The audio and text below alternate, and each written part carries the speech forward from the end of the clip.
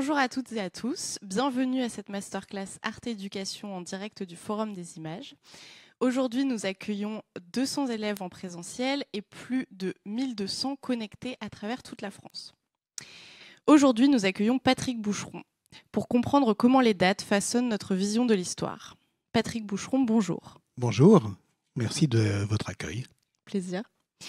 Patrick Boucheron, vous êtes historien et professeur au Collège de France. Vous êtes également co-auteur de l'émission Quand l'histoire fait date, dont la nouvelle saison vient d'être mise en ligne sur Arte, sur les plateformes d'Arte, dont Éducarte, et est en ligne et est à l'antenne également sur Arte.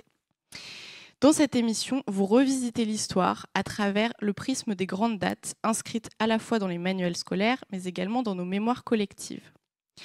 Alors Patrick Boucheron, pourquoi les dates sont-elles indispensables pour saisir le panorama de notre histoire et surtout comment une simple date devient-elle un repère historique? Parce que c'est le plus simple, c'est le plus évident, c'est ce à quoi, au fond, justement, quand on est en classe, on a le plus directement affaire, des frises, des dates, des événements. Mais évidemment, cette émission, je suis très heureux de la présenter avec vous et de répondre à toutes vos questions. On est très fiers aussi qu'elle puisse servir de support pédagogique dans les classes de tout niveau d'ailleurs. Et c'est l'objet effectivement de la rencontre et de ma présence ici. Mais ce ne sont pas que des films pédagogiques, ça n'est pas seulement adressé au public scolaire. Et donc, on cherche à la fois à évoquer la frise de notre enfance, ou en tout cas de notre scolarité, et à défriser le temps, c'est-à-dire à la chiffonner, à la froisser, à faire en sorte que ce qui est évident, les dates, le soit moins une fois qu'on en a parlé. Ça paraît presque un crime de dire ça à des professeurs. Évidemment, on dit d'ordinaire que la pédagogie, c'est rendre simple des problèmes compliqués. Bien sûr, c'est ce qu'on tente de faire. Et d'ailleurs, je suis très heureux, vous avez dit co-auteur, c'est évident, parce que moi, je suis que le mec qui parle. Mais ce que vous allez comprendre de ce que je dis, eh bien, vous allez le comprendre avec la musique, avec les animations, avec tout le travail proprement cinématographique, iconographique de montage. Et donc, il y a là, effectivement, oui, quelque chose qui est de l'ordre de la pédagogie. J'essaye d'expliquer le plus clairement possible ce que je crois avoir compris de périodes dont je ne suis pas spécialiste. Par ailleurs, moi je suis médiéviste de profession. Et en même temps, je m'adresse aussi à tout le monde, à celles et ceux qui sont plus à l'école et qui s'intéressent encore à l'histoire. Et là, je dirais paradoxalement que pour intéresser quelqu'un à l'histoire, mais c'est votre cas aussi, je crois, on ne peut pas se contenter de simplifier des problèmes compliqués, on peut aussi faire l'inverse. On peut aussi penser que ce qui paraît simple, en réalité ne l'est pas, ce qui veut dire que c'est plus intéressant qu'on le croit. Et l'événement, c'est une fausse évidence. On se dit, bah oui, on sait ce que c'est qu'un événement, mais en est-on certain? Est-ce qu'on est certain que toutes les dates se valent? Il y a des dates dont on comprend très bien immédiatement qu'elles font rupture dans notre vie. Vous en avez vécu, sans doute déjà, des événements historiques. Ça veut dire quoi historique? Ça veut dire au fond qu'ils abolissent la frontière entre l'intérieur et l'extérieur. Ce sont des choses qui nous viennent du monde et qui, d'une certaine manière, nous happent, nous fracassent.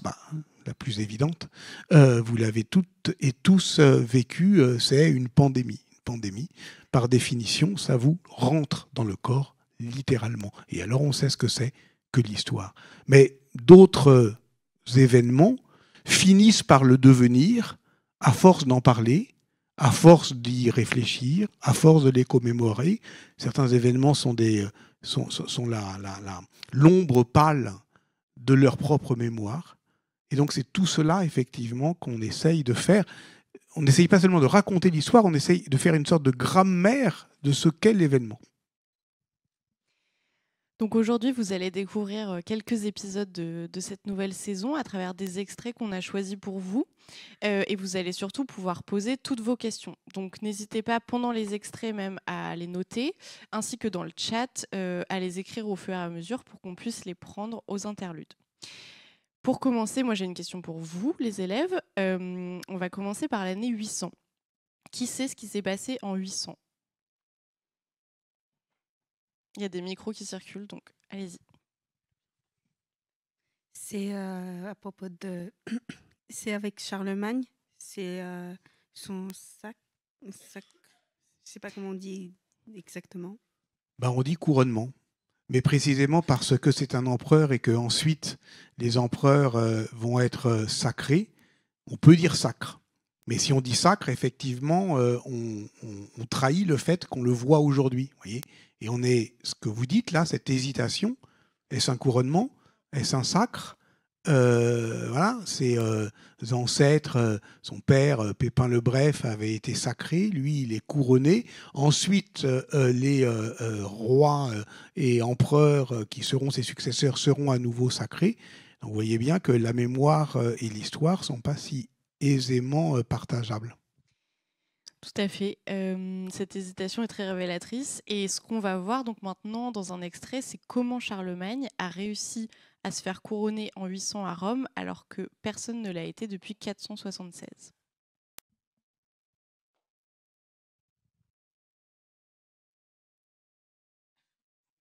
Plus tard, à Constantinople, en 780, c'est Irène qui prend le pouvoir, comme régente de son fils Constantin VI. Sous la pression de l'Empire islamique, elle cherche elle aussi de nouveaux appuis et peut penser que les alliés naturels de ce combat sont les héritiers de Charles Martel. Le moine Théophane relate ainsi ses efforts continus pour se rapprocher du royaume franc. En 798, elle aurait même demandé Charlemagne en mariage pour réaliser l'union personnelle entre le christianisme oriental et le christianisme occidental. Pour Charlemagne, épouser Irène, je crois qu'il n'en a jamais été question. Et pour une raison simple, c'est qu'elle est devenue totalement infréquentable. Elle a énucléé son fils, elle lui a arraché les yeux, et donc elle a pris le pouvoir en 797, et elle ne se fait plus appeler Basilissa, la mère de l'empereur, mais Basileus, l'empereur. Une femme empereur. Comment c'est possible? Alors, pour les sources franques, c'est impossible. C'est tout simple, en fait. Si on lit les Annales de Lorch, une des chroniques carolingiennes, qui date de 802. Important, 802, c'est-à-dire qu'on est au plus près de l'événement.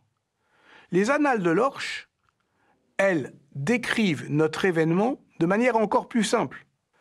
L'empereur est une femme, c'est pas possible, le titre d'empereur est à prendre. Et puisque ce titre est vacant, Charlemagne s'en empare. Mais il refuse la titulature d'empereur des Romains pour demeurer empereur Auguste, roi des Francs et des Lombards. Pour le comprendre, il convient de revenir au rituel. Le sacre, tel qu'il l'avait reçu en 754 avec son père, est une élection divine qui crée une lignée, une dynastie. Cette forme de théocratie royale est pensée sur le modèle de la royauté biblique, qui est d'une certaine manière plus puissante que le titre impérial. Parmi les modèles bibliques des Carolingiens, Josias, un des rois de l'Ancien Testament, est explicitement cité par Charlemagne dans le prologue de l'Admonitio Generalis, une grande ordonnance de réforme du royaume franc en 789. Il le prend comme référence car celui-ci règne sur son territoire en le parcourant, en le corrigeant et en l'exhortant.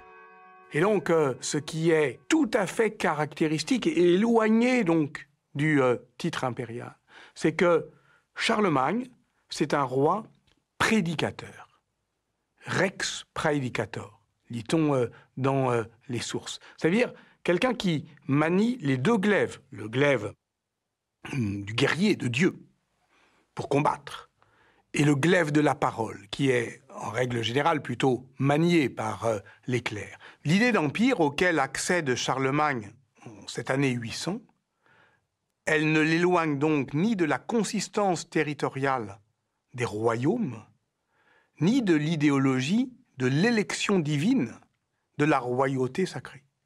Mais évidemment, elle le pousse dans un une ambition d'universalité presque apocalyptique, c'est-à-dire qu'il considère que c'est l'ensemble des peuples de la Terre qui doivent au fond être guidés par ce roi prédicateur, recteur et sauveur de l'humanité tout entière.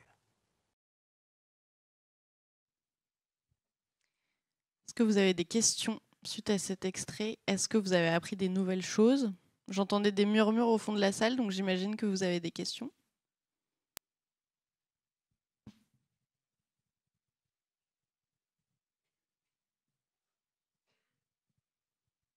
Est-ce que vous avez compris ce qu'était un roi prédicateur? Ben, tant mieux. C'est un roi qui prêche, hein. C'est un roi effectivement qui dit qu'il est roi et qu'il est la loi et que le fait même de le dire suffit à le transformer. C'est ça qui m'intéresse au fond. Bon, voilà, ça peut paraître assez technique et je peux faire le médiéviste, je peux vous expliquer effectivement, mais ça serait nous séparer de ce passé qui est déjà très ancien. Comment tout ça véhicule, charrie des catégories anciennes, l'Empire, l'élection divine, etc. Et les rois bibliques, hein, derrière, évidemment, qui sont toujours les modèles. Mais au fond, en me réécoutant, parce que vous savez, j'ai un peu oublié entre-temps, voilà, je me dis, mais, oui, on peut en faire une lecture technique, mais on peut aussi en faire une lecture actuelle. Ça m'intéresse aujourd'hui de comprendre que celui qui a le pouvoir est celui qui dit suffisamment fort qu'il l'a. Et avec obstination et véhémence, il finit par l'avoir à force de dire qu'il l'avait déjà. Et c'est ce qu'on appelle un rituel. Un rituel, ça ne fait pas que représenter un État, ça peut le précipiter, ça peut le transformer. C'est ça qu'il fait, c'est un coup de force en fait. Charlemagne qui se fait couronner empereur à Rome en 800, c'est un coup de force. Voilà. Ça c'est intéressant, me semble-t-il. Ce qui est assez intéressant aussi, c'est cette histoire d'impératrice, d'Irène. Parce que, vous avez compris, quand on dit il n'y a plus d'empereur dans le monde depuis la chute de l'Empire romain d'Occident en 476, bah, on est très eurocentré. Et c'est de l'Europe occidentale. C'est le titre occidental qui est tombé en 476. Mais à Byzance, la seconde Rome, la nouvelle Rome, il y a toujours un empereur. Alors, les Francs l'appellent l'empereur des Grecs, mais eux-mêmes s'appellent romains, parce qu'après tout, Constantinople, voilà, c'est une des grandes capitales de l'Empire. Est-ce que cet empereur peut être une femme? Oui. Bah, en fait, rien ne dit que non. Mais il y a un moment où ça gêne tout le monde. Et là encore, ça nous intéresse. Ça nous intéresse parce qu'on voit bien qu'il y a les lois écrites, et puis, plus impérieuses encore que les lois écrites, il y a les lois non dites. Personne n'avait jamais dit qu'une femme ne pouvait pas régner. Mais pour les Francs, qui sont un peu frustres, ça les gêne. Et c'est pour ça que le titre est à reprendre. On a une question du lycée Calmette de Nice qui demande si justement Charlemagne se veut ce roi prédicateur, pourquoi n'assume-t-il pas de s'appeler empereur des Romains? Ah, ça c'est très intéressant. Bon. En fait, attention, je vais commencer à dire il manipule et tout. J'en sais rien, je ne suis pas dans sa tête. Peut-être et c'est ça qui est évidemment intéressant, c'est que on parle de gens qui croient en des choses auxquelles nous ne croyons plus, mais qui sont pris dans leurs propres croyances et qui jouent de ces croyances. Et puis nous, sommes-nous certains que nous ne croyons plus? Nous croyons ne pas croire. Nous croyons savoir. Bon. Mais en fait, on est aussi pris dans des croyances. Bon. Donc lui, il est pris dans cette croyance-là, je pense. Il pense qu'il va sauver le monde, il pense qu'il va effectivement être l'agent du salut universel. Mais fondamentalement, pourquoi il a cette idée de de se faire couronner empereur et donc de récupérer une vieille chose, en somme, hein, une idée ancienne, c'est pour consacrer une puissance acquise par la force. En fait, et là encore, ça nous intéresse. Tout ça, c'est l'éloge de la force. C'est juste le plus fort. Il a juste conquis tout le monde. Il a juste fait plier les autres royaumes. Et je peux dire des choses un peu compliquées comme celles que vous avez entendues, mais on peut dire aussi qu'un empereur, c'est le roi des rois, c'est le super roi, quoi. Voilà. Et donc, fondamentalement, oui, ça l'intéresse, toutes ces histoires, sans doute parce qu'il y croit, toutes ces histoires idéologiques de l'empereur romain et tout, mais ce qu'il a fait, Charles le Grand, c'est étendre le royaume aux Francs. Donc à la fin, c'est quand même roi des Francs qu'il veut être. Et on a une question du lycée des Pontonniers de Strasbourg qui demande qu'est devenue la femme empereur. Ah ben, ça s'est mal passé. Elle a été, évidemment, c'est humiliant, hein, c'était insupportable pour les Grecs que de voir un barbare. C'est un barbare au sens propre, exact, technique du terme, puisqu'il ne parle pas grec, mais latin, s'emparer du titre impérial. Et donc, sans doute que au départ, il n'était pas vrai qu'elle avait perdu toute légitimité impériale, mais elle finit par la perdre dès lors qu'un autre s'en est emparé. Donc, elle est renversée. Elle est renversée, puis ensuite assassinée. Byzance, vous savez, c'était l'Empire byzantin. Un historien de l'Empire byzantin disait que c'était une autocratie tempérée par l'insurrection. C'est une autocratie, c'est-à-dire qu'en fait, ce sont des dictateurs, mais qui se font tout le temps renverser. Et donc, il y a une sorte de régulation comme ça qu'il est intéressant, là encore, de considérer aujourd'hui. Vous dites donc que Charlemagne a étendu l'Empire. On dit aussi souvent qu'il est un préfigurateur de la construction européenne, et nous allons voir comment.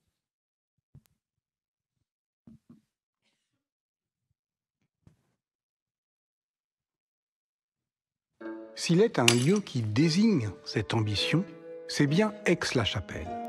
Ce palais, dont Charlemagne lance la construction à partir de 793, se situe au nord du territoire carolingien et dans la géographie de l'époque en Austrasie, le berceau de la famille de son père Pépin le Bref. Lorsque l'on visite aujourd'hui la chapelle, rare vestige du grand palais de l'époque, on est face à un lieu maintes fois rénové et modifié au fil des siècles, mais certains éléments d'origine restent frappants.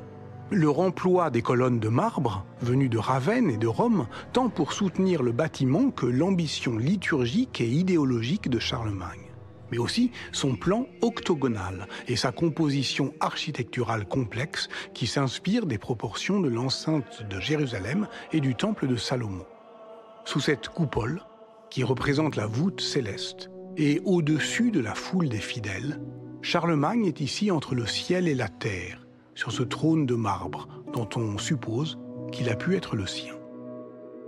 L'art carolingien se déployait aussi dans l'orfèvrerie scintillante et dans les somptueuses plaques d'ivoire sculptées qui couvraient les livres liturgiques et réservaient l'usage des images à un petit nombre de fidèles. Aix-la-Chapelle, amplification architecturale de cet art distingué, est le haut lieu de la mise en scène du pouvoir carolingien. Mais aujourd'hui, elle désigne autre chose. Elle désigne une géographie européenne. Parce qu'on est entre la France, l'Allemagne, les Pays-Bas et la Belgique. Parce qu'on est d'une certaine manière au cœur de l'imaginaire de la construction de l'Europe. Et ce qui se joue assurément dans la figure de Charlemagne, au-delà effectivement de la rêverie contemporaine sur la construction européenne n'est pas un rêve, mais le fait que Charlemagne ait pu la rêver, ait pu l'anticiper, ait pu la préfigurer, est évidemment totalement mythologique. En revanche, il y a quelque chose qui est bien clair et bien médiéval, si j'ose dire, c'est la dispute mémorielle de cette figure impériale entre la France et l'Allemagne. Aix-la-Chapelle semble aujourd'hui toujours hantée par le fantôme de Charlemagne. Mais de quel Charlemagne parle-t-on? Le roi? L'empereur? Le soldat de Dieu? Il y a un autre point qui est abordé dans la suite de l'épisode et qui est assez passionnant, c'est aussi de savoir quelle est la mémoire de Charlemagne en Allemagne. Est-ce que vous voulez en dire quelques mots, Patrick Boucheron? Oui, on voit bien effectivement qu'à partir de cette géographie européenne décalée, voilà, Aix-la-Chapelle, on voit d'ailleurs au passage comment on apprend plus et plus vite en regardant un film, parce qu'il y a plein d'images et il y a des évidences visuelles. Aix-la-Chapelle, c'est un bout de Rome, un bout de Ravenne, donc un bout de Méditerranée déplacé au nord de l'Europe. Et cette grande tectonique qui effectivement bascule de la Méditerranée à la mer du Nord, elle dit quand même quelque chose de fondamental sur la réorganisation de l'espace européen au tournant du 8e et du 9e siècle. Donc c'est normal d'une certaine manière que depuis on cherche à en faire un préfigurateur de l'Europe. Alors, je dirais pour le meilleur et pour le pire. On peut dire Charlemagne, voilà, si on se souvient la chanson de France Gall qui a eu cette idée folle un jour d'inventer l'école. On se dit, ah bah oui, c'est l'Europe des savoirs, c'est l'Europe de la Renaissance carolingienne, c'est l'Europe de la circulation des moines, préfiguration d'Erasmus. Ok. Oui, je veux bien. Et donc, c'est pour ça qu'il y a des grands prix d'Aix-la-Chapelle qui vont couronner des grands, aujourd'hui, des grands intellectuels européens. La Légion Charlemagne, c'était aussi le nom, sous le nazisme, de la frange avancée des SS. Donc, évidemment, tout le monde peut tirer à U et à Dia la figure de Charlemagne, conquérant, franc. Et c'est une figure qui a été effectivement disputée entre la France et l'Allemagne pour des raisons évidentes, géographiques. Une des manières que le Saint-Empire romain germanique a eu de le récupérer dans les années 1140, enfin en tout cas au XIIe siècle, c'est de le canoniser. En Allemagne, Charlemagne est un saint. Nous, on n'en parle jamais comme un saint. Ce qui est une manière, effectivement, de le ramener dans le giron de l'Église. Et donc, vous voyez, des conflits de mémoire sur la figure historique. Pour vous, les élèves, Charlemagne, il est français ou il est allemand?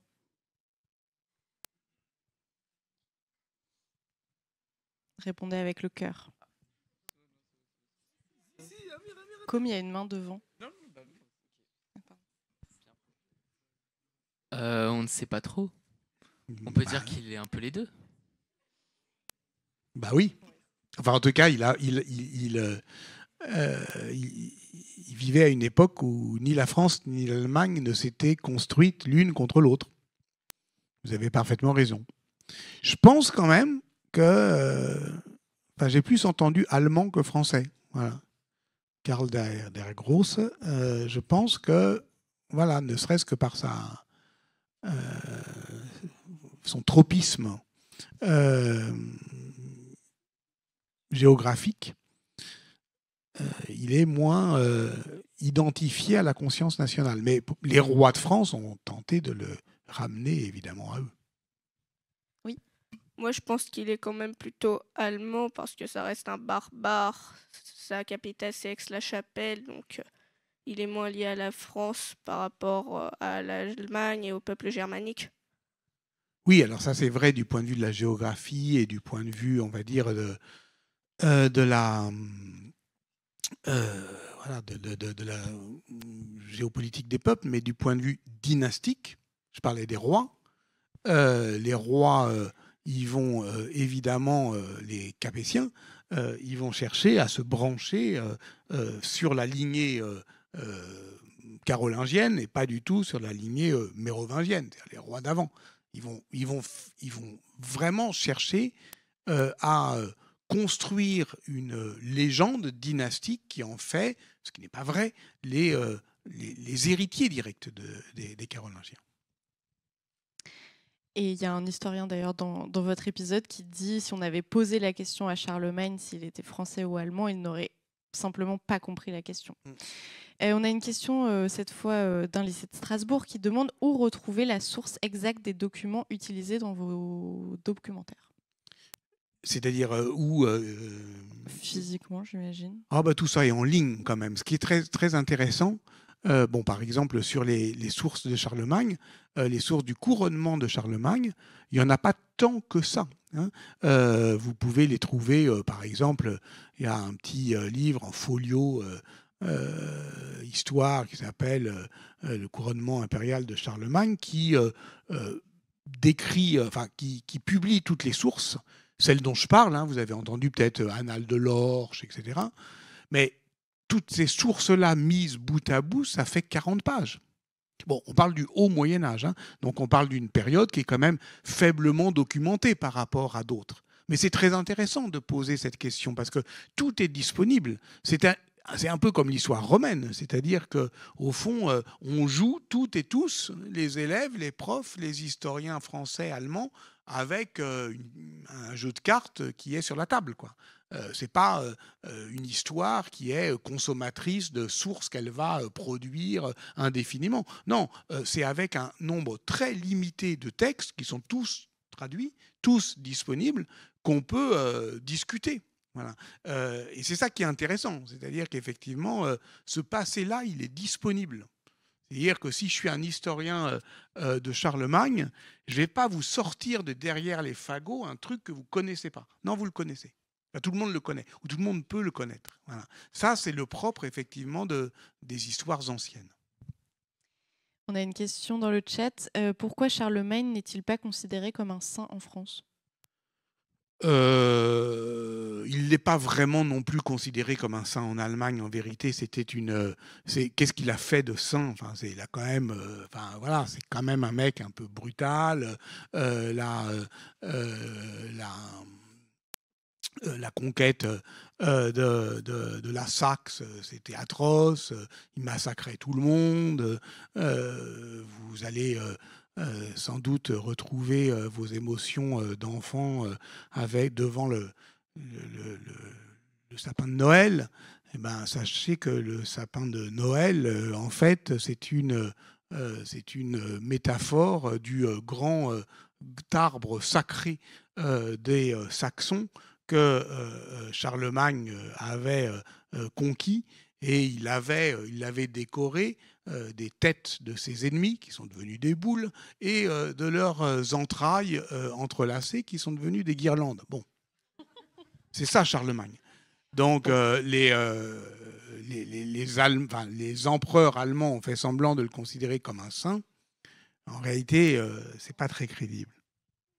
Oui, on verra plus jamais le sapin de Noël de la même manière. Je suis désolé. On va rester en Allemagne, et plus précisément en Westphalie, où les fameux traités éponymes ont été signés. Est-ce que vous savez quand ont été signés les traités de Westphalie, justement ?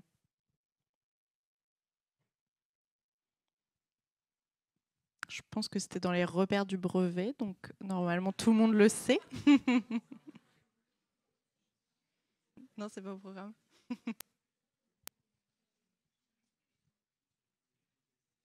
Essayez au moins. Pareil dans le chat, n'hésitez pas à faire des propositions sans tricher.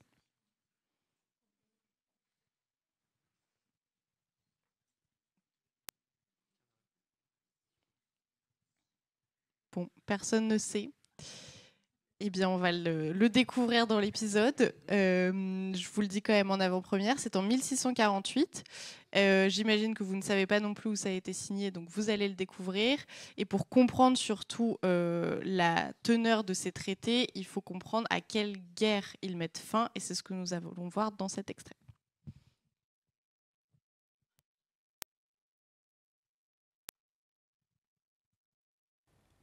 Il faut aller voir ce qu'a été vraiment la guerre de 30 ans.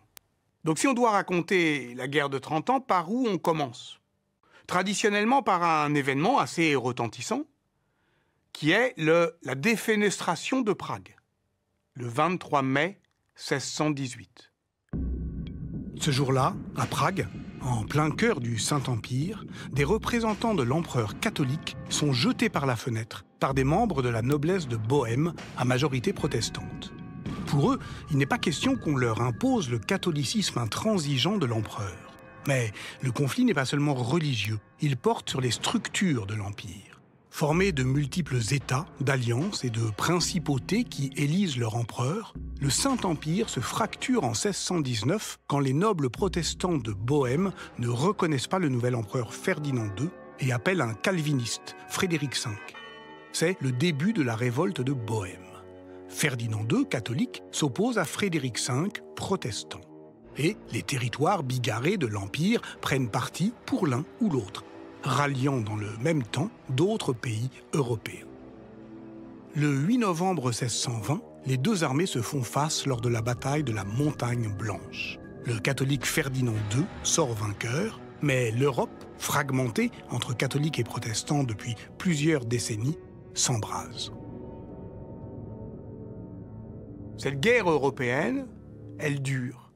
Elle dure 30 ans. Et pour comprendre cette durée de la guerre, il faut saisir que beaucoup de gens avaient intérêt à ce qu'elle dure. Et pour une raison simple, c'est que cette guerre, elle est menée par des mercenaires. On estime qu'il y a 1500 entrepreneurs de guerre actifs durant toute la guerre de 30 ans. Il faut comprendre ce que ça veut dire entrepreneurs de guerre. Ce sont effectivement des mercenaires professionnels à la tête d'États nomades qui vivent sur le pays. Et on a un système de guerre permanente, précisément parce que les armées ne sont pas permanentes, parce que les armées sont mercenaires, et parce qu'elles doivent se nourrir sur le pays au prix d'exactions, de pillages, de massacres atroces.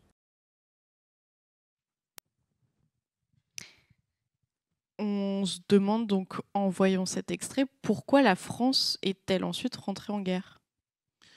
Oui, donc vous avez compris, c'est la guerre de 30 ans, c'est une guerre particulièrement brutale, c'est une des premières guerres européennes qui enflamme l'ensemble du continent, qui commence comme une guerre de religion, vous l'avez compris, et qui se poursuit comme une guerre de territoire et de souveraineté affrontée. Et si effectivement vous connaissiez pas la date du traité de Westphalie, peut-être que vous avez entendu, soit dans des cours de géopolitique, soit simplement à la radio, des expressions comme l'ordre westphalien ou l'ordre post-westphalien. Par exemple, Trump monte à la tribune de l'ONU, insulte tout le monde, marque avec ostentation son mépris du multilatéralisme, et on dit, voilà, c'est un échec de l'ordre westphalien. Et donc c'est assez intéressant parce que ça veut dire que, au fond, l'événement est oublié et d'une certaine manière, il est oublié parce qu'on ne cesse de parler de sa métaphore. Voilà. Donc c'est quoi l'ordre westphalien? J'y viens à votre question. C'est le fait que pour terminer une guerre, et c'est intéressant, évidemment, là encore, ça nous intéresse aujourd'hui, comment terminer une guerre? Eh bien, il faut que les grandes puissances s'accordent, négocient, et d'une certaine manière créent les conditions d'une paix durable. Et c'est la première fois, avec les traités de Westphalie, que toutes ces grandes puissances, à ce niveau-là, s'accordent. Bon. Donc, c'est un jeu de puissance. Ça commence par, effectivement, un épisode des guerres de religion, protestants contre catholiques, et c'est un jeu de puissance. Alors, pour répondre à votre question, 1635, la France entre en guerre, et elle entre en guerre du côté de princes protestants suédois, et c'est Richelieu qui est l'homme de cette réelle politique, de cette politique réaliste ou cynique, qui en fait joue la Suède contre l'Angleterre, contre l'Espagne surtout, contre la Prusse. Et donc, c'est un jeu de puissance, au fond. Donc, c'est ça qui est intéressant. Dans le détail, c'est un peu assommant, toutes ces histoires. En général, c'est poignant. Parce que, encore une fois, c'est l'histoire des violences de guerre, c'est l'histoire du viol comme acte de guerre, et c'est l'histoire d'une guerre qui dure interminablement parce qu'il y a une économie de guerre, vous avez entendu les mercenaires, et donc parce que, d'une certaine manière, le problème qui se pose aujourd'hui, par exemple pour la Russie, c'est est-ce que la Russie peut économiquement arrêter la guerre? Ce n'est pas évident, parce qu'une sorte d'économie de guerre comme ça qui est poussée à vive allure, ça ne s'arrête pas comme ça. Bon. Et on a vécu ça en Europe. Voilà. Et donc, la question de cet épisode, ce n'est pas simplement de raconter une guerre du XVIIe siècle, c'est d'essayer de comprendre comment, à ce moment-là, au XVIIe siècle, se pose un problème qui est encore le nôtre aujourd'hui, c'est comment arrêter une guerre. On a une question du chat. Est-ce que dans la salle, il y a des questions, vous qui ne connaissiez visiblement pas la guerre de 30 ans? N'hésitez pas non plus si vous avez des questions sur l'émission en général. On prend toutes les questions. Il y a une question devant. J'ai pas très bien compris comment la guerre a commencé. La guerre, elle a commencé par une provocation à Prague, une défenestration, c'est-à-dire des nationalistes tchèques qui sont jetés par la fenêtre et c'est l'étincelle qui monte comme ça très très vite. Et là encore, il y a, si on a pu parler de la guerre de 30 ans comme la première guerre européenne, c'est avec en tête d'autres événements comme Sarajevo 1914 où on voit un effet de domino. Au départ, c'est un conflit local qui très vite se généralise parce qu'il y a des alliances, parce qu'il y a des fidélités. Alors là, c'est à la fois des fidélités confessionnelles. Les protestants vont défendre les protestants, et puis aussi nationales. Certaines grandes puissances, la France de Richelieu, va contre la fidélité confessionnelle catholique, s'allier à des protestants. Et là, ça devient très compliqué. On a beaucoup de questions dans le chat qui portent sur l'ordre westphalien en général. Avant d'y venir, je vous propose qu'on voit comment les négociations de paix se sont-elles déroulées. Et vous allez voir, c'est un peu marrant presque.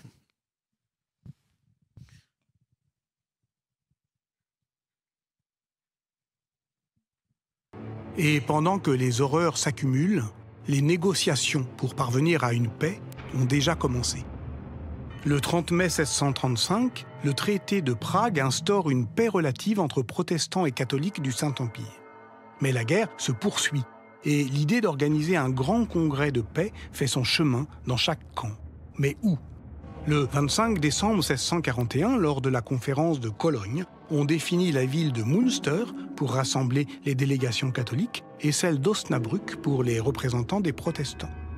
La papauté est désignée comme médiatrice des pourparlers et elle mandate en 1644 le nonce de Cologne, Fabio Chigi, le futur pape Alexandre VII. Ainsi, pendant toute cette période jusqu'en 1648, ce sont plusieurs centaines de diplomates qui se rencontrent et échangent pour tenter de mettre fin à la guerre de 30 ans.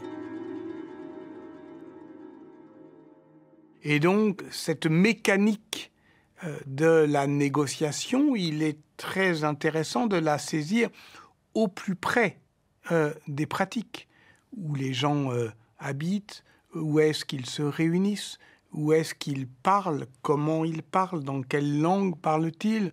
Il y a quand même beaucoup de monde. Beaucoup de monde dans des petites villes, ce qui pose des problèmes de logement, mais pas seulement de logement, parce que sont quand même plutôt des aristocrates. Ils aiment bien vivre confortablement. Donc déjà, Osnabrück, ça leur plaît pas beaucoup. Münster non plus. Ils trouvent que c'est quand même des petites villes très rurales. Les rues sont crottées et puantes. Et puis, ils veulent des loisirs, hein. Donc, certains sont venus avec leur famille. Donc, il y a des représentations théâtrales, il y a des balles, il y a des fêtes. Et c'est d'ailleurs dans ces occasions-là qu'on peut aussi continuer à discuter. Donc, ce congrès-là, pendant plusieurs années quand même, eh bien, avec bien sûr des allées et venues incessants, bah, ça crée un petit monde. Le petit monde de la diplomatie. On nous demande dans le chat pourquoi est-ce qu'il y avait autant d'acteurs à ce moment-là des négociations et pourquoi ont-ils choisi des si petites villes? Est-ce qu'il y a des aménagements qui ont dû être faits et pourquoi pas des plus grosses villes? Oui, ça nous amusait effectivement de parler au-delà de la question géopolitique, globale, un peu métaphorique, je l'ai dit, de l'ordre westphalien, concrètement, comment ça se fait, comment ils vivent, comment on organise une réunion de tant de gens pendant si longtemps dans des petites villes. Bah, on cherche des lieux neutres. C'est ça le problème. Le problème, c'est que en Allemagne, toutes les villes sont confessionnelles. Donc, si on va à Cologne, c'est trop compliqué. Donc, on cherche des petites villes neutres et pas très commodes, mais neutres. On va chercher des médiateurs. Enfin, là encore, ce sont des choses qui nous ont intéressés de décrire comme une grammaire de la négociation qu'on peut encore utiliser aujourd'hui. Et ce qui est intéressant aussi, pourquoi sont-ils nombreux? Parce qu'il y a beaucoup de gens qui veulent y aller. Et pourquoi ils veulent y aller? Parce qu'il y a aussi des profits sans doute à en attendre. Et n'oublions pas aussi que tout ça, c'est une aristocratie européenne, hein. Ils vivent de la même manière, ils ont des langues en commun, ils sont tous polyglottes, ils parlent français, italien, allemand, ils sont mariés les uns avec les autres. Donc c'est une sorte de société des princes, on dirait aujourd'hui un peu hors sol, hein, qui va, d'une certaine manière, tenter, très loin du terrain, vous l'avez compris, de mettre fin à la guerre. Le lycée Watteau de Valenciennes qui nous demande si les traités de Westphalie marquent le début de la diplomatie actuelle. Oui, très certainement. Très certainement. Alors, à ce niveau-là, à ce niveau international, c'est-à-dire c'est le système international.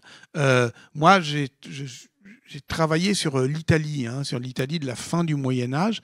L'Italie faisait ça déjà. Au XVe siècle, l'Italie a inventé une diplomatie qui est une diplomatie d'ambassade. Vous savez, quand vous dites je vais en ambassade, ça veut dire je me déplace. Je vais aller chercher l'assentiment de quelqu'un qui n'est pas moi là où il est. Mais une ambassade, ça veut dire l'inverse. Ça veut dire chaque pays a un représentant permanent dans un autre pays. C'est l'Italie qui a commencé à faire ça, mais à l'échelle de l'Italie.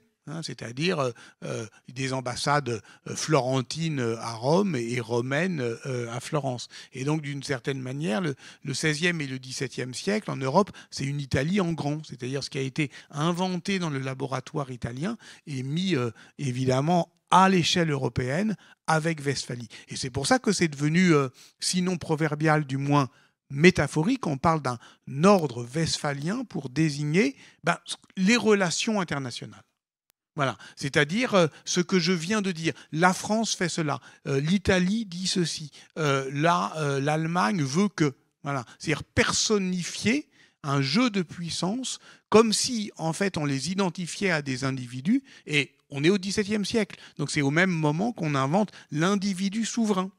Voilà, donc c'est l'idée qu'il y a des États qui sont souverains, c'est-à-dire qui sont maîtres dans leurs frontières, à l'intérieur de leurs frontières, mais qui, dans le rapport avec d'autres États, parce que ces autres États sont également souverains, eh bien, doivent respecter des règles du jeu et que s'ils ne les respectent pas, il faut des institutions internationales qui puissent effectivement compenser l'agressivité des uns et des autres ou arbitrer les différends. Alors la question qui est sur toutes les lèvres, je le vois bien, est-ce qu'on peut parler d'une crise de l'ordre westphalien aujourd'hui? Oui, aujourd'hui, oui, bien sûr. Et depuis... on peut dire d'une certaine manière que tout ça se maintient jusqu'à l'ONU et au-delà. Mais par exemple, il y a un autre épisode qui est celui qui a été diffusé dimanche dernier sur Arte, qui est le discours d'Haïlé Sélassié le 30 juin 1936 à la tribune de la Société des Nations. Haïlé Sélassié, c'est le Négus, c'est-à-dire le roi d'Éthiopie. L'Éthiopie, à ce moment-là, a été envahie par l'Italie mussolinienne. On est dans la Société des Nations, c'est-à-dire l'ancêtre de l'ONU, mais l'héritier des traités de Westphalie. On lui a fait des promesses, si jamais effectivement il est agressé par une puissance coloniale et fasciste, alors il peut réclamer l'appui des autres puissances. Il vient à Genève pour réclamer l'appui des autres puissances et on lui refuse. Donc d'une certaine manière, l'agression mussolinienne de l'Éthiopie en 1936, c'est déjà une faillite de l'ordre westphalien. Donc ce genre de catégorie, elle ne nous aide pas au fond à faire des chronologies bien nettes avec des coupures bien tranchantes avant, après. Ce qui est certain, c'est qu'aujourd'hui, on n'y est plus. Voilà, ça se voit malheureusement à la télévision et ailleurs. Mais quand je dis que l'histoire ne s'ordonne pas en catégories tranchantes, c'est aussi pour ne pas désespérer. Ça ne veut pas dire que c'est pas parce qu'effectivement aujourd'hui on n'y arrive plus que demain on ne retrouvera pas je dirais, la voie d'une paix négociée. C'est pour ça que le terme de grammaire m'intéresse. Grammaire de l'événement, grammaire de la négociation, quelle langue on parle pour s'accorder entre nous. Parce que d'une certaine manière, si c'est une grammaire, alors on peut l'oublier, mais on peut aussi la réapprendre. Une question de Strasbourg. Comment les sujets français, donc a priori catholiques, ont-ils réagi à l'alliance avec des États protestants ? Pas très bien, mais pas si mal que ça non plus. Ça a conforté effectivement la réputation de cynisme de Richelieu. On est de toute façon à un moment où il y a la Fronde plus tard, c'est-à-dire des révoltes nobiliaires contre la monarchie, contre l'autorité royale. Tout cela est lié aussi à un jeu de pouvoir. Bon, la France était relativement épargnée. Enfin, en tout cas, c'était pas le théâtre des opérations. Voilà. Et là encore, c'est assez intéressant. Toutes ces questions viennent de loi de Strasbourg, etc. C'est-à-dire que c'est un enjeu franco-allemand. C'est-à-dire que nous, la guerre de 30 ans, oui, bon. Je veux dire, en Allemagne, c'est un traumatisme. Je veux dire, là, je peux vous assurer que si vous étiez allemand, la guerre de 30 ans, c'est un truc qui vraiment est cuisant. Et je ne sais pas, par exemple, peut-être que vous connaissez Bertolt Brecht. Brecht, le théâtre de Brecht, il est tout entier de remémoration de ces malheurs de la guerre. Voilà. Mais d'autres, Jacques Callot, par exemple, qui a gravé les malheurs de la guerre, ont pu donner à voir cette guerre. Mais pour les Français, elle était loin. Et donc là encore, c'est une question qui est très intéressante. C'est la question, au fond, de la fabrique de l'insensibilité. C'est-à-dire une guerre qu'on ne voit pas est une guerre qui nous touche moins. Une question en provenance du lycée de Kiev, qui a donc un fort écho avec ce qu'on dit. Avez-vous d'autres exemples d'événements dont la survivance a été métaphorisée, comme l'ordre westphalien ? Ah, ça, c'est une bonne question. Souvent dans cette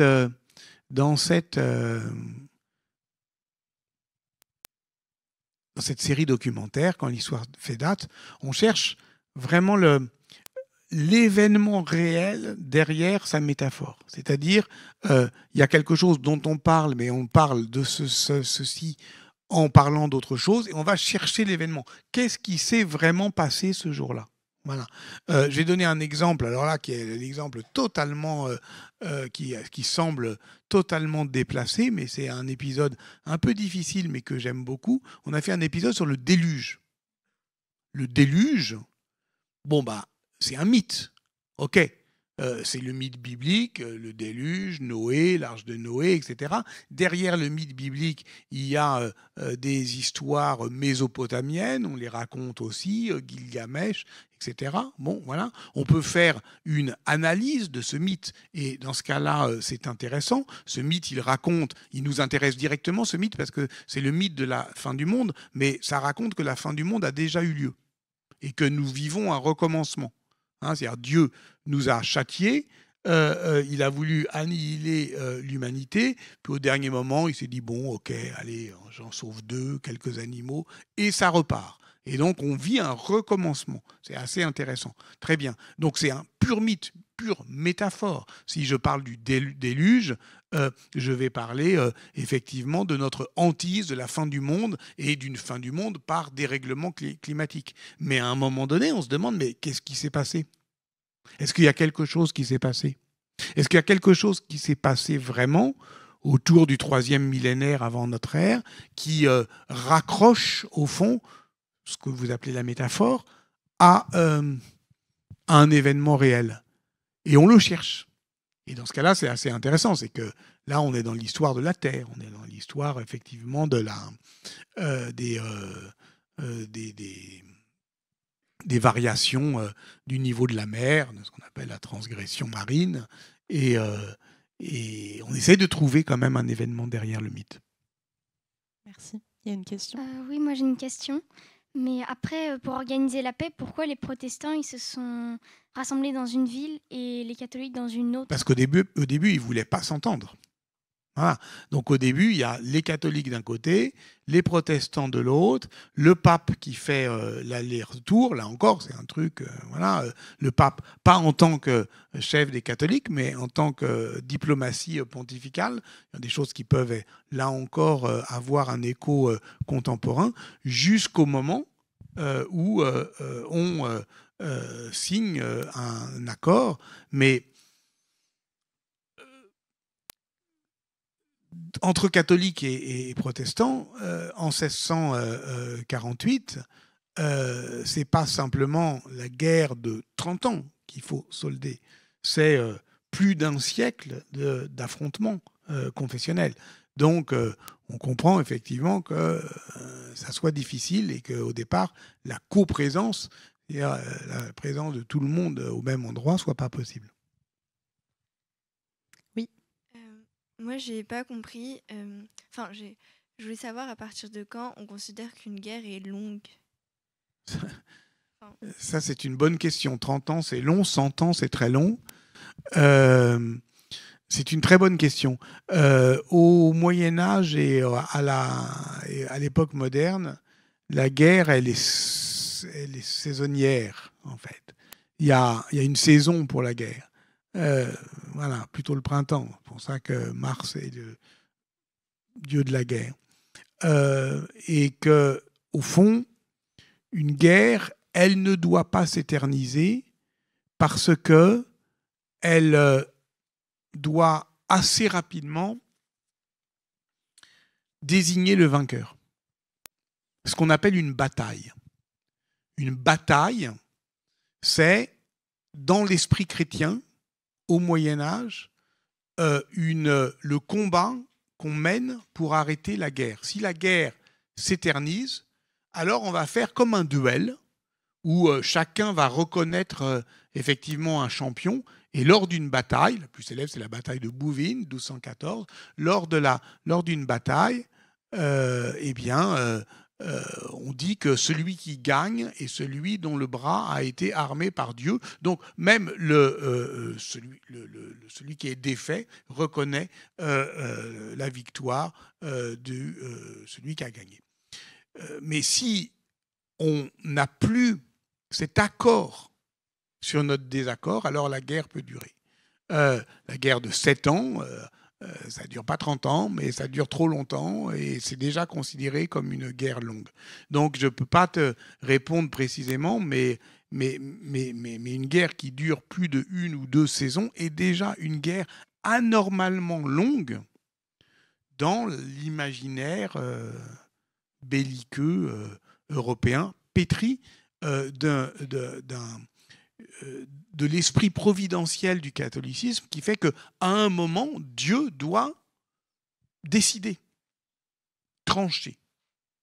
Et s'il ne tranche pas, si la guerre dure, alors des deux camps, ça produit non seulement une fatigue, un désespoir, du malheur, mais un désenchantement et une crise de conscience. C'est-à-dire, qu'est-ce qui se passe, en fait ?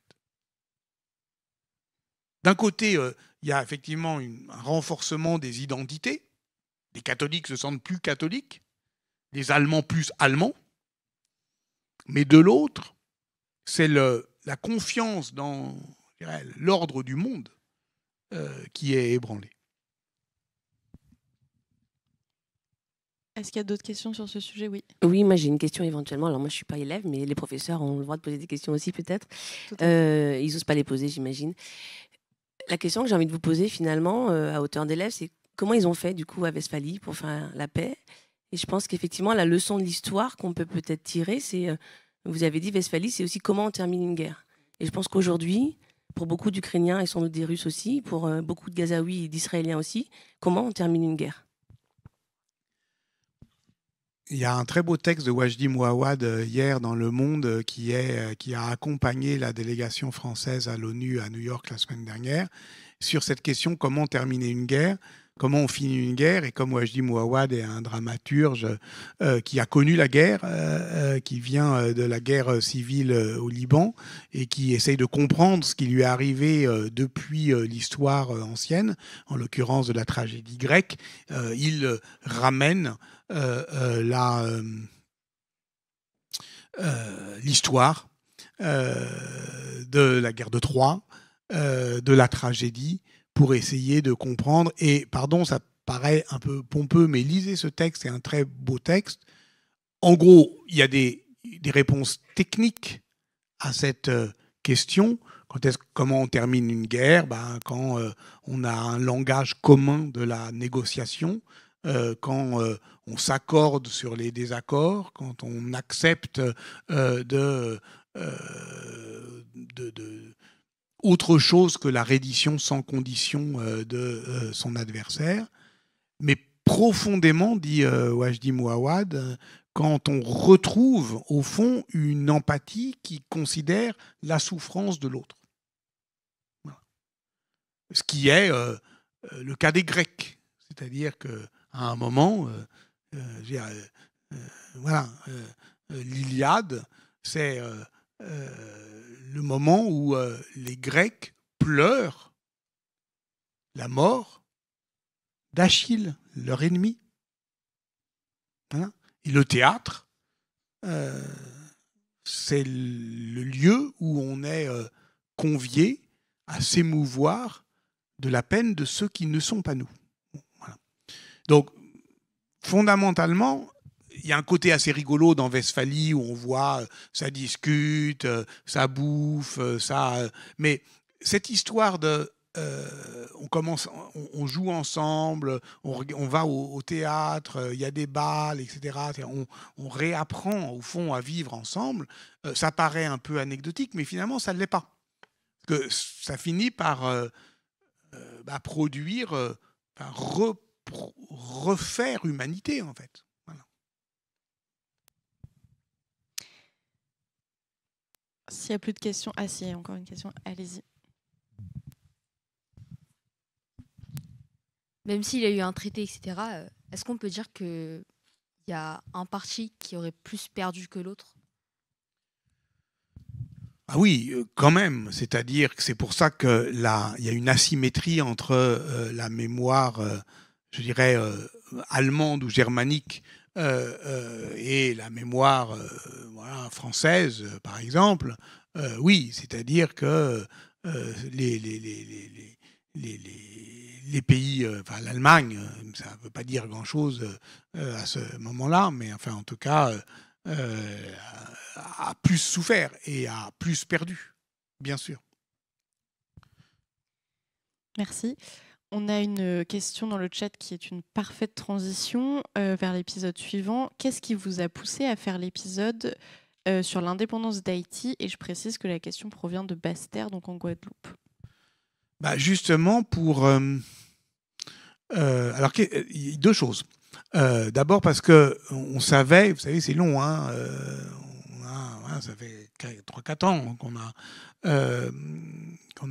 depuis 3-4 ans qu'on travaille là-dessus, et donc on savait que ces épisodes allaient être diffusés en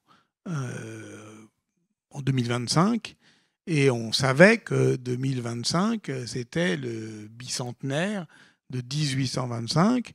1825, c'est la dette haïtienne, c'est-à-dire le moment où la France reconnaît l'indépendance d'Haïti contre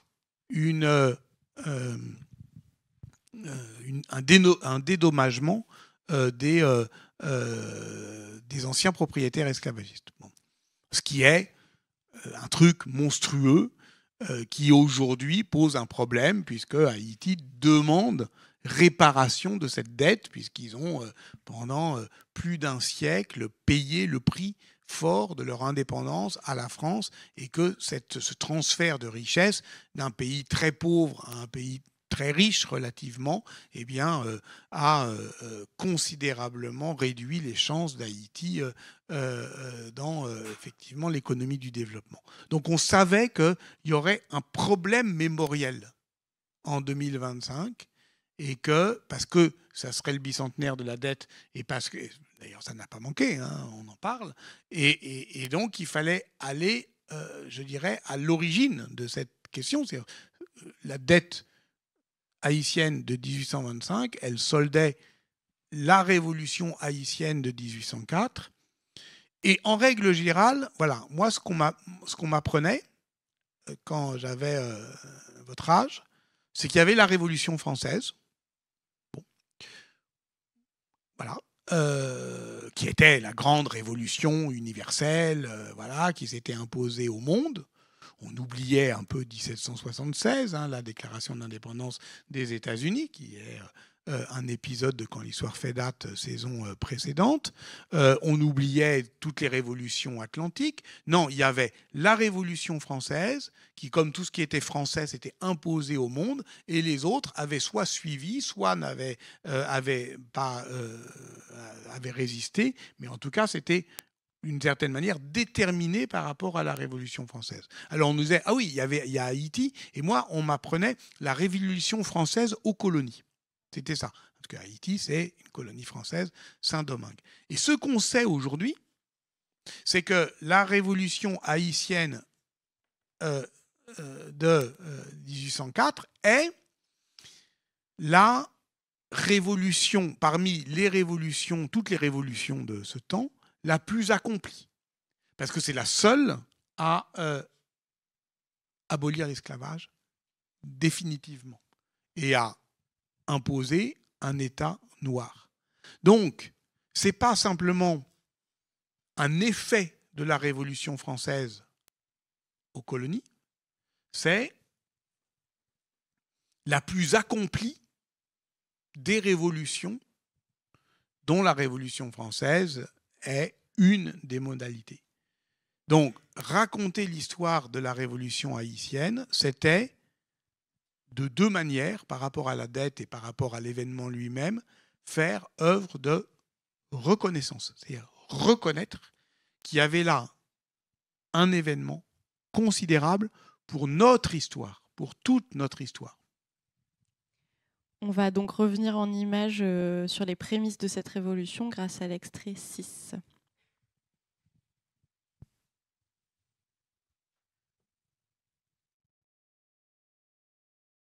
Saint-Domingue, c'est le nom de la partie occidentale de l'île espagnole d'Hispaniola, sur laquelle les Français ont réussi à faire reconnaître leur souveraineté en 1697. Depuis lors, l'histoire de Saint-Domingue est indissociable de celle de la traite atlantique.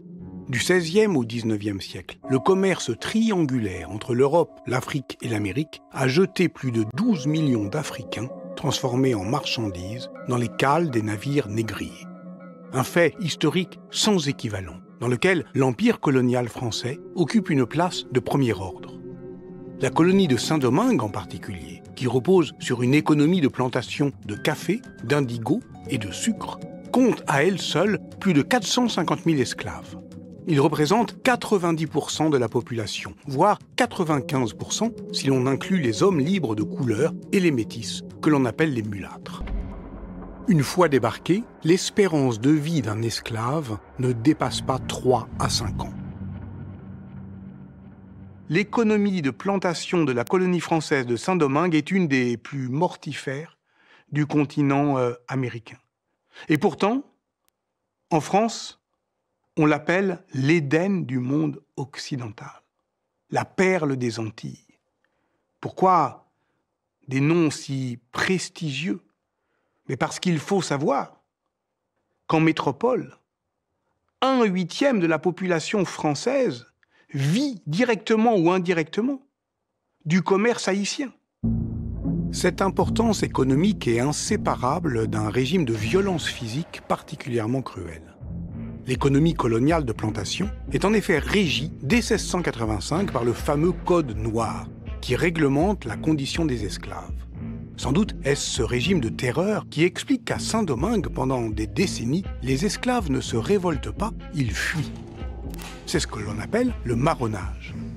Les maîtres s'en inquiètent et publient dans les journaux la liste de leurs esclaves en fuite, les marrons.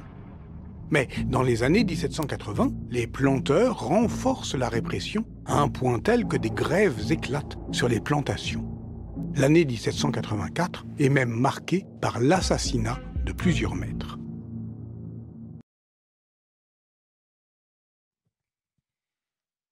Encore une fois, n'hésitez pas pour vos questions. Une question de ma part. Quelles sont les revendications des esclaves à ce moment-là? C'est pas seulement d'adoucir leurs conditions de vie, enfin, pour certains ça peut l'être, mais c'est de véritablement briser les chaînes de l'esclavage. Voilà. C'est de refuser le principe même du travail dépendant et de cette servilité qui déshumanise, puisque, au sens propre, les esclaves sont des biens. C'est d'ailleurs pour ça, d'ailleurs, que leur libération est soumise à dédommagement et en aucune manière des personnes. Donc c'est véritablement un combat pour l'émancipation dans la pure tradition, effectivement, dans le pur élan de la Révolution. De la Révolution des Lumières et de la Révolution. Pour ça, effectivement, que le héros de l'indépendance haïtienne, Toussaint Louverture, s'appellera le Jacobin noir. Mais vous avez vu pourquoi je disais tout à l'heure, c'est notre histoire, c'est toute notre histoire. Parce que ça ne concerne pas simplement les Noirs ou les descendants d'esclaves. Là encore, c'est ce qu'on m'apprenait quand j'avais votre âge. Oui, l'histoire de l'esclavage, c'est intéressant pour la mémoire des anciens esclavisés, comme on dit aujourd'hui.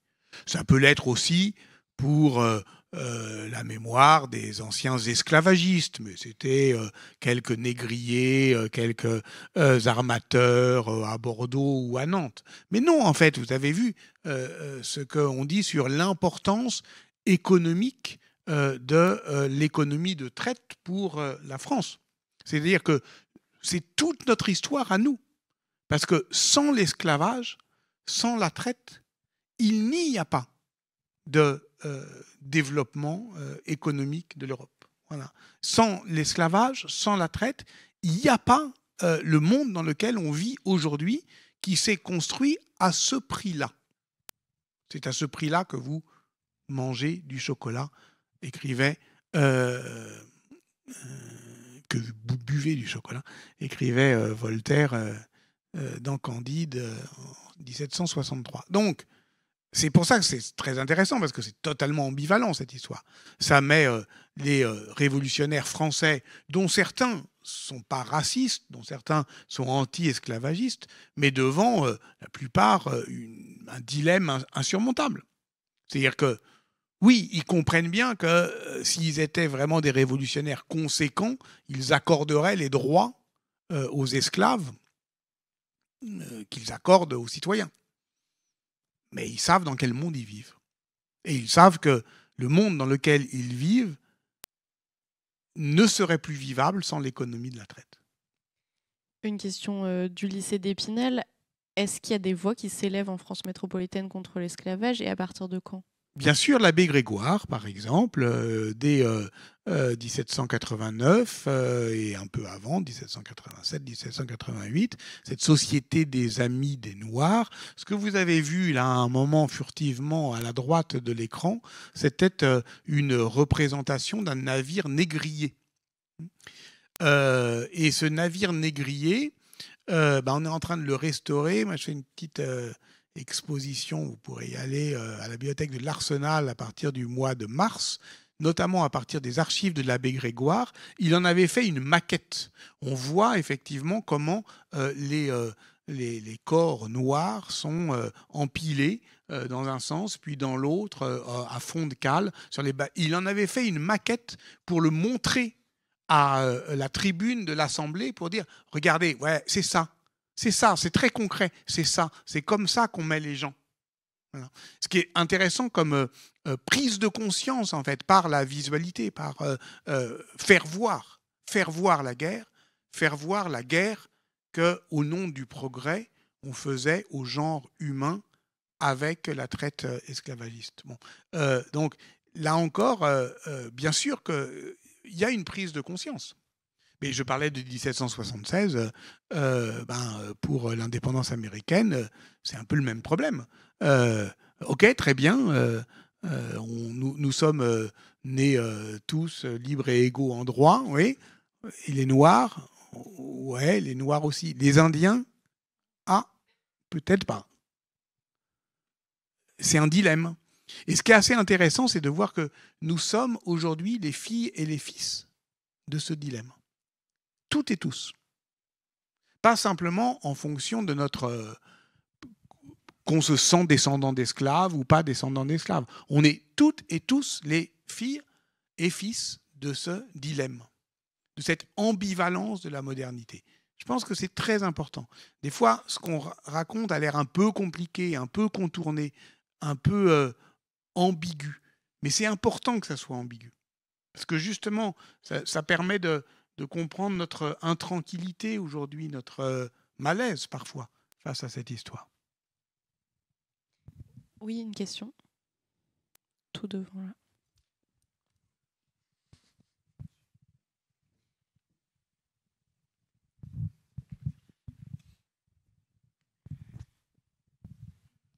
Mais tous les événements de l'histoire, donc par exemple l'esclavage, est-ce que vous pensez que ça valait la peine de le vivre pour arriver au monde d'aujourd'hui ? Parce que même si on a beaucoup de problèmes, il y a aussi des choses qui sont super et qui viennent de ces moments horribles. Mais est-ce que ça en vaut la peine de vivre des événements comme ça pour arriver à après un monde qui est parfois meilleur voilà.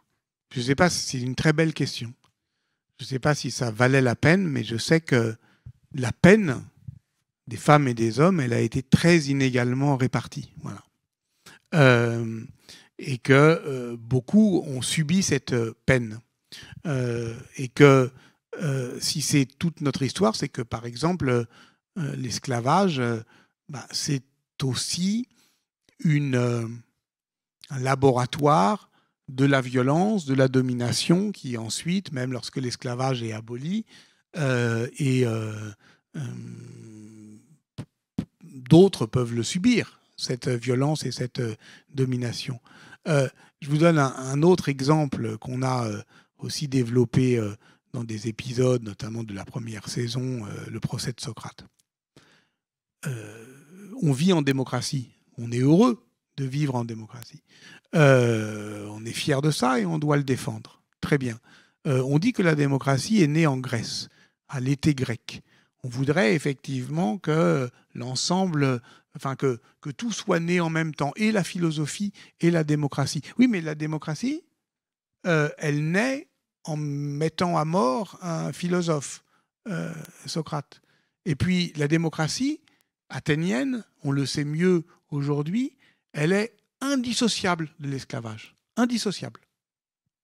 Elle n'est pas pensable ni possible sans l'esclavage. Et c'est évidemment que les hommes, et pas tous les hommes, pas les métèques et pas les esclaves. Est-ce que ça valait la peine? J'en sais rien, mais je pense qu'il faut prendre tout ça ensemble, d'accord? Tu vois? Enfin, je veux dire, de manière... on a hérité de ça. Et l'héritage, c'est une collection de problèmes. C'est pas un corpus de certitudes. Qui parmi vous... il y a une question, on y reviendra juste après parce que j'aimerais quand même vous montrer ce dernier extrait. Qui connaît Toussaint l'ouverture? Vous pouvez juste faire à main levée pour qu'on se rende compte. Ok, une personne au fond. On l'appelle aussi le Spartacus noir. Et je vous propose de visionner dans ce dernier extrait tout ce qu'il a apporté à Haïti.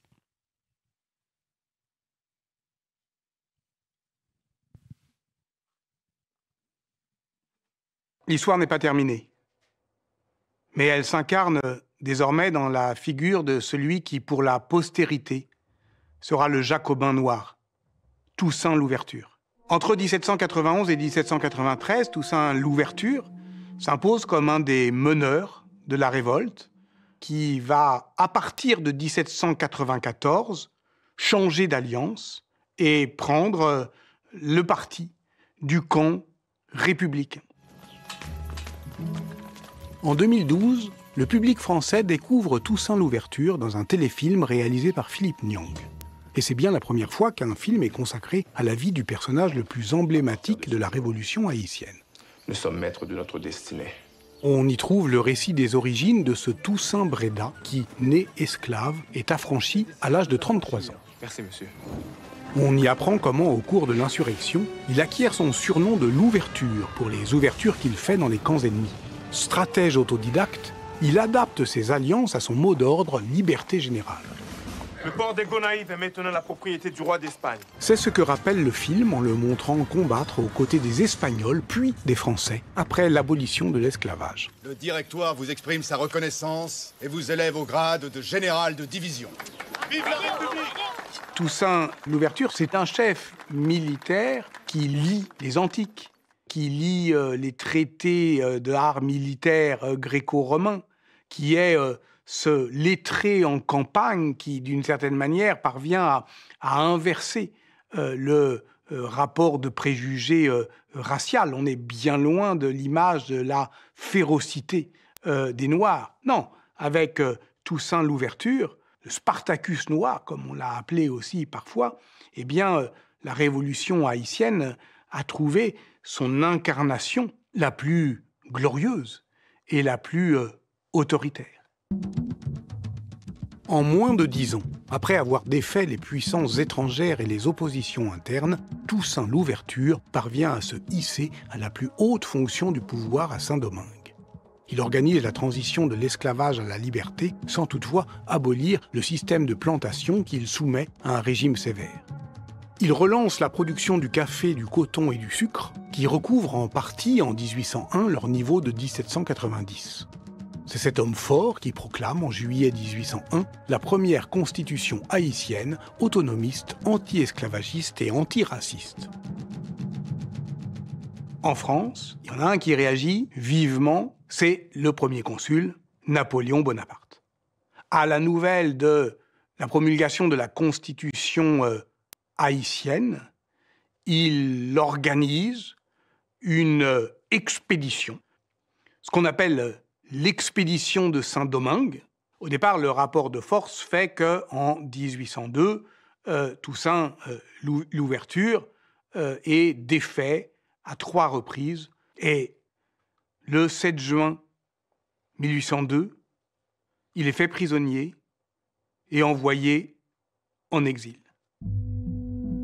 Le Spartacus noir est déporté dans le Jura, au fort de Joux, le 23 août 1802.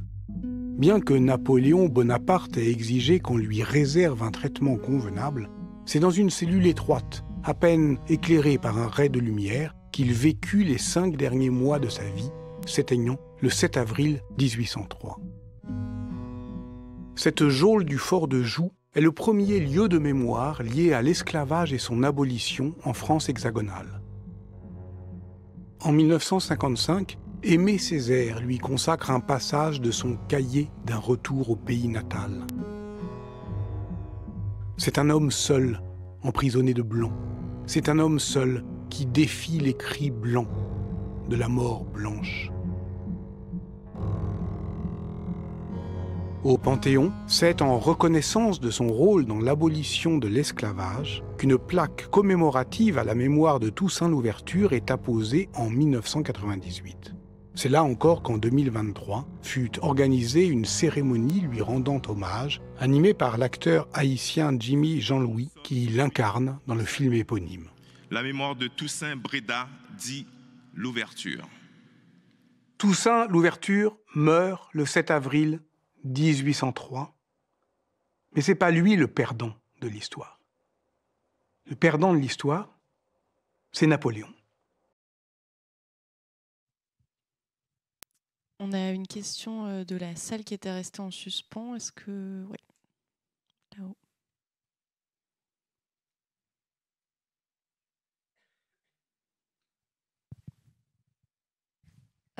Parmi toutes les saisons que vous avez faites avec tous les événements, etc., est-ce qu'il y a un événement en particulier qui a été difficile pour vous d'étudier? Si oui, laquelle et pourquoi?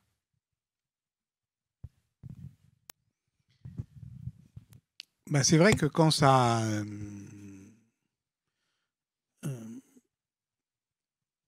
touche particulièrement ou quand sont des événements qui peuvent être, pas forcément parce que ce sont les plus contemporains, je pense à Hiroshima ou je pense à justement Haïti, ça touche par voilà, l'aspect dramatique. Oui, c'est plus difficile. Là où c'est plus difficile, je vais te dire franchement, c'est quand je me sens pas tout à fait à ma place. D'abord, chronologiquement, je l'ai dit, je suis médiéviste. Quand je m'éloigne un peu de ma période, il faut quand même que je travaille beaucoup, que je me fasse aider, tout ça. Et c'est aussi un travail collectif, mais je marche un peu sur des œufs. Quand je parle d'autres histoires que voilà, les histoires que je connais directement, là encore, il y a un problème de reconnaissance. Alors, j'ai dit effectivement que avec Haïti, la reconnaissance était l'enjeu principal de cette question. Vous avez vu qu'elle est toute récente, 2023, le Panthéon. Mais je ne suis pas le mieux placé pour parler de cette histoire. Voilà.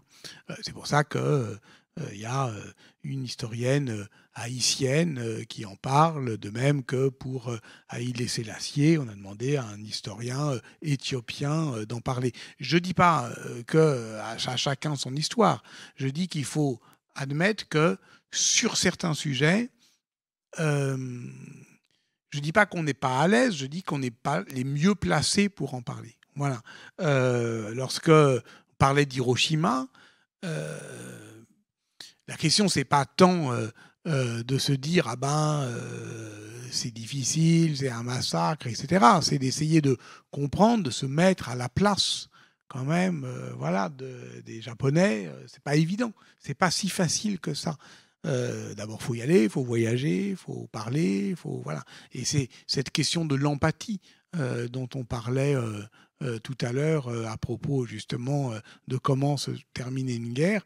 C'est ça qui, pour moi, rendait les choses plus ou moins difficile.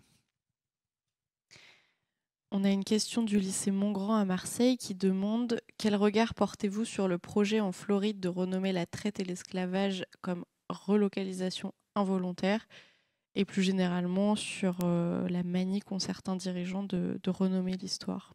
Oui, de toute façon, on sait très bien qu'aujourd'hui, cette histoire est précisément qui a très récemment été reconnue, eh bien, elle suscite des réactions.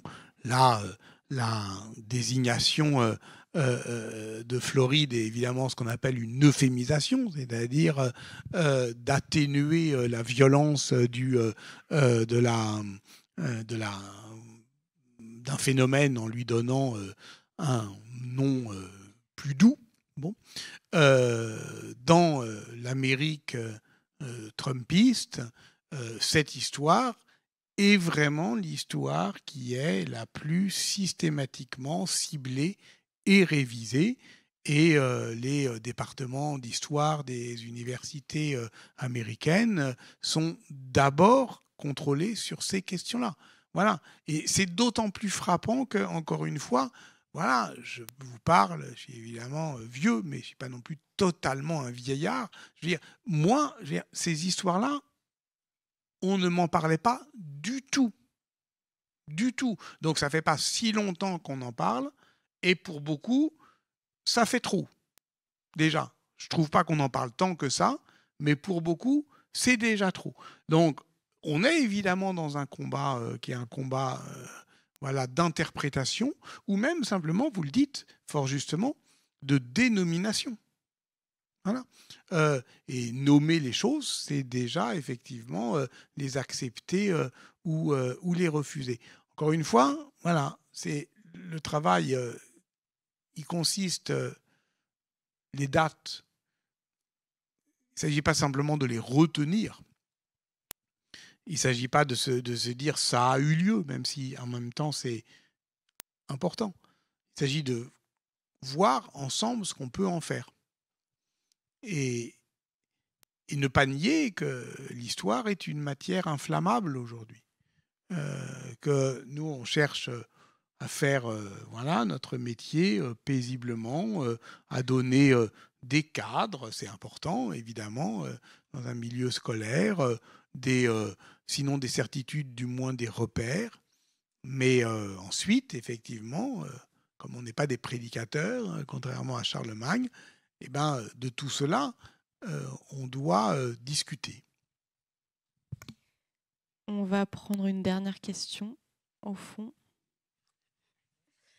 En fait, à la fin, vous avez dit que c'était Napoléon le perdant. Pourquoi ? Alors, pour une raison à la fois évidente et pour une raison morale. Pour une raison évidente, c'est que cette reprise, cette contre-offensive napoléonienne à Saint-Domingue, l'expédition de Saint-Domingue, elle échoue. Donc c'est une défaite napoléonienne qui aboutit à l'indépendance d'Haïti. Voilà, c'est-à-dire c'est une guerre d'indépendance, et cette guerre d'indépendance, elle est gagnée par les Haïtiens. Donc c'est objectivement une défaite napoléonienne. Et vous avez vu comment, y compris dans l'habillement, la rhétorique, Napoléon et Toussaint Louverture sont en vis-à-vis, en face à face, en miroir. Toussaint Louverture, c'était l'anti-Napoléon, mais un peu fasciné aussi par le mec. Donc il meurt avant la victoire finale. Donc c'est lui le perdant, mais si je dis que c'est en fait Napoléon le perdant, c'est parce qu'il l'a été sur le champ de bataille et qu'il l'est moralement. Regardez aujourd'hui, Napoléon, c'est celui qui restaure l'esclavage. Aujourd'hui, dans la mémoire de Napoléon, alors que c'était pas très important, enfin on le disait il y a 20 ans, mais on n'insistait pas, aujourd'hui on insiste là-dessus, et de plus en plus, et on insistera de plus en plus, et ça contrebalance l'autre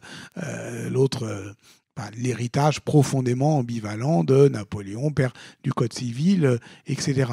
Donc oui, dans cette histoire-là, militairement et moralement, Napoléon est le perdant.